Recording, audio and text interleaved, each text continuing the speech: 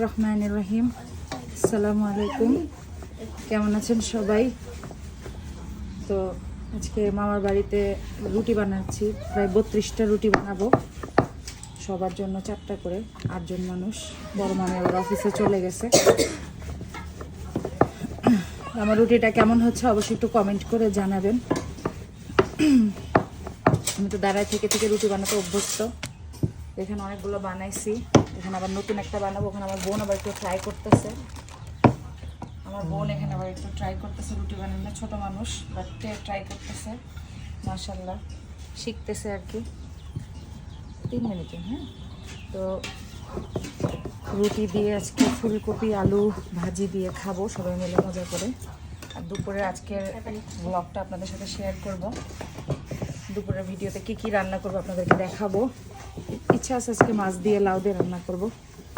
আর extra কী রান্না করা যায় দেখি। আপনাদের ভাইয়া তো আবার মাছ খাবে না, তো 3 হলে বলো। হ্যাঁ, ঠিক আছে, কি বলি?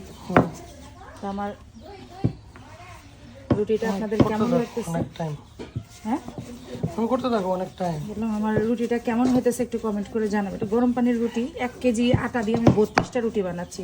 জাস্ট ইমাজিন, মানুষে 1 কেজি আটা দিয়ে 12, 13টা, 20টা সর্বোচ্চ রুটি বানাই, আর আমি 32টা বানাচ্ছি ছোট ছোট করে, তাই না? তো আপনাদের সাথে এটাও শেয়ার করলাম। একটা আপু দেখতে চাইছিলেন যে এই জায়গায় অডিয়েন্স তারা। হ্যাঁ, আমি কীভাবে রুটি বানাই আপনারা দেখতে চাইছিলেন, তো দেখিয়ে দিলাম আপনাদের পদ্মা আপু কীভাবে রুটি বানায়। আপনাদের পদ্মা আপু রুটি বানানোর সিস্টেমটা কী। আমার মা অনেক ভালো রুটি বানাতো, আমি তো অত ভালো করে পারি না, মোটামুটি না চলার মতো আর কি। চলার জন্য যতটুকু লাগে, স্বামীকে খাওয়ানোর জন্য যতটুকু লাগে ততটুকু শিখছি জীবনে, যাতে করে আমার স্বামীর মনের মধ্যে কোনো দুঃখ না থাকে যে আমার বউ এটা পারে না, এটা পারে না।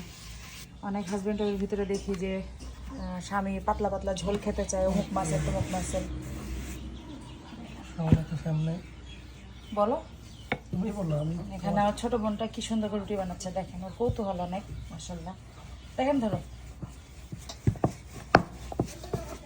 তো 1 কেজি আটা দিয়ে আপনারা কারা কারা কয়টা রুটি বানাতে পারেন অবশ্যই একটু কমেন্ট করে জানাবেন, যে আপনারা সর্বোচ্চ 1 কেজি আটা দিয়ে কয়টা রুটি বানাতে পারেন।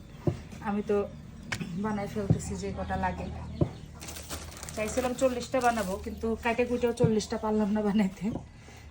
আমি একটু কিপটা এদিক থেকে পোষাইতে পারি, তাই না? এই জন্য আর রুটিগুলো পাতলা পাতলা করে বেলতেছি, যাতে করে আমাদের সবার হয়ে যায়। 1 কেজি আটা আছে, সেটা আরেকটা দিন খাবো।